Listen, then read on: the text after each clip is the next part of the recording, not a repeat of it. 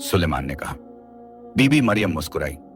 बेटा, मैंने तुम्हारे लिए एक बहुत अच्छी लड़की देखी है। उसका नाम है जैनब। वो हाजी अब्दुर्रहमान साहब की भतीजी है।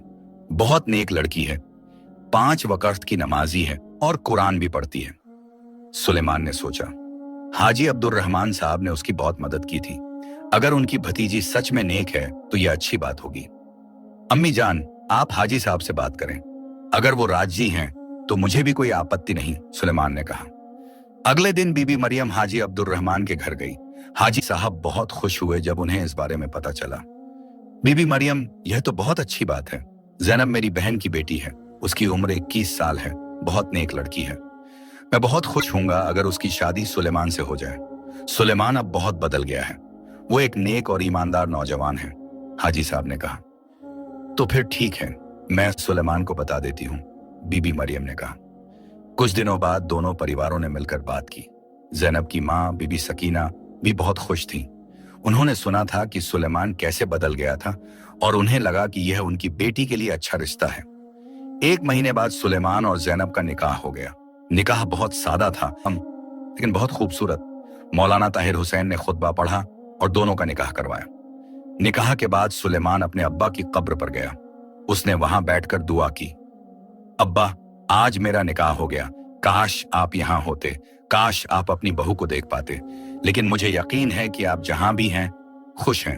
मैं वादा करता हूं कि मैं अपनी बीवी के साथ अच्छा सलूक करूंगा और एक अच्छा शौहर बनूंगा, सुलेमान ने अपने आंसू पोंछते हुए कहा। शादी के बाद सुलेमान और जैनब एक छोटे से घर में रहने लगे।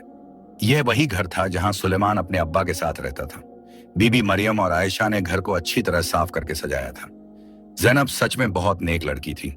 वो 5 वक्त की नमाज पढ़ती थी, घर का काम अच्छी तरह करती थी और सुलेमान का बहुत ख्याल रखती थी।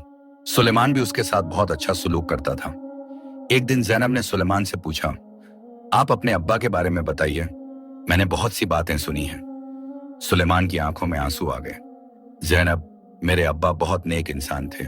मैं उनके साथ बहुत बुरा था, लेकिन उन्होंने मुझे कभी बद्दुआ नहीं दी। वो हर रोज मेरे लिए दुआ करते थे। जब मैं जेल में था तब भी वो मेरे लिए रोते थे और दुआ करते थे। उनकी दुआओं की वजह से ही मैं आज यहाँ हूँ। जैनब ने सुलेमान के हाथ पर अपना हाथ रखा। मुझे बहुत अफसोस है कि मैं उनसे नहीं मिल सकी, लेकिन मैं हर रोज उनके लिए दुआ करती हूँ। तुम बहुत नेक हो जैनब। अल्लाह ने मुझे तुम जैसी बीवी दी। यह भी मेरे अब्बा की दुआओं का नतीजा है। महीने गुजरते गए। सुलेमान और जैनब की जिंदगी बहुत खुशहाल थी। हाजी अब्दुर्रहमान ने सुलेमान को दुकान में और जिम्मेदारी दी। अब सुलेमान सिर्फ बेचने का काम नहीं करता था, बल्कि दुकान के हिसाब किताब का भी ध्यान रखता था। एक दिन दुकान में एक नौजवान आया। सुलेमान ने उसे पहचान लिया। यह मुराद अली था, उसका पुराना दोस्त। लेकिन मुराद अली की हालत बहुत खराब थी। उसके कपड़े गंदे थे, उसकी आंखें लाल थीं और वो बहुत कमजोर लग रहा था। मुराद, सुलेमान ने हैरानी से कहा। मुराद अली ने सुलेमान को देखा। उसकी आंखों में शर्म थी। सुलेमान, मुझे तुमसे कुछ पैसे चाहिए। मैं बहुत परेशानी में हूं। सुलेमान का दिल दुखा। मुराद, तुम्हारी हालत क्या हो गई है? सुलेमान, मैं बर्बाद हो गया हूं। मैं जुए में सब कुछ हार गया। अब मुझ पर कर्जा है। अगर मैंने पैसे नहीं दिए तो वो लोग मुझे मार देंगे। मुराद अली रोने लगा। सुलेमान ने उसे एक कुर्सी पर बिठाया। मुराद, बैठो, घबराओ मत। हाजी अब्दुर्रहमान भी वहां आ गए। उन्होंने पूरी बात सुनी। मुराद, तुम अभी भी वही गलत रास्ते पर चल रहे हो। कब तक ऐसे जियोगे? सुलेमान ने कहा। सुलेमान, मैं जानता हूं, लेकिन अब क्या करूं? मैं बहुत गहराई में फंस गया हूं, मुराद ने कहा। सुलेमान ने हाजी अब्दुर्रहमान की तरफ देखा। हाजी साहब ने सिर हिलाया। मुराद, मैं तुम्हें पैसे दूंगा, लेकिन एक शर्त पर, सुलेमान ने कहा। क्या शर्त? मुराद ने पूछा। तुम्हें अपनी जिंदगी बदलनी होगी। तुम्हें जुआ और शराब छोड़नी होगी। तुम्हें नमाज पढ़नी शुरू करनी होगी और तुम्हें कोई काम करना होगा, सुलेमान ने कहा। मुराद अली ने सोचा। उसे अपनी जिंदगी का एहसास हुआ, कैसे वो बर्बाद हो गया था। सुलेमान, मैं तैयार हूं। मैं अपनी जिंदगी बदलना चाहता हूं, लेकिन मुझे नहीं पता कि कैसे शुरू करूं, तो मुराद ने कहा। हाजी अब्दुर्रहमान ने कहा, मुराद, तुम यहां दुकान में काम करो, हम तुम्हें सिखाएंगे, और तुम मस्जिद में मौलाना ताहिर हुसैन से मिलो, वो तुम्हारी मदद करेंगे। मुराद अली की आंखों में आंसू आ गए। आप लोग मेरी इतनी मदद क्यों कर रहे हैं? सुलेमान ने कहा, मुराद, मैं भी कभी तुम्हारी जैसी हालत में था। मेरे अब्बा की दुआओं ने मुझे बचाया। अब मेरी जिम्मेदारी है कि मैं दूसरों की मदद करूं। उस दिन से मुराद अली भी दुकान में काम करने लगा। शुरू में तो उसे मुश्किल हुई, लेकिन धीरे धीरे वो भी बदलने लगा। सुलेमान और हाजी अब्दुर रहमान ने उसका बहुत साथ दिया। कुछ महीनों बाद मुराद अली ने नमाज पढ़नी शुरू कर दी। वो अब शराब और जुए से दूर था। उसकी जिंदगी बदल रही थी।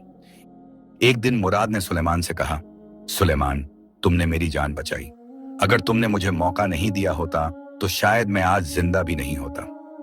मुराद, यह सब अल्लाह की मेहरबानी है और मेरे अब्बा की दुआओं का नतीजा है। उन्होंने मेरे लिए जो किया मैं दूसरों के लिए भी करना चाहता हूं, सुलेमान ने कहा। समय बीतता गया।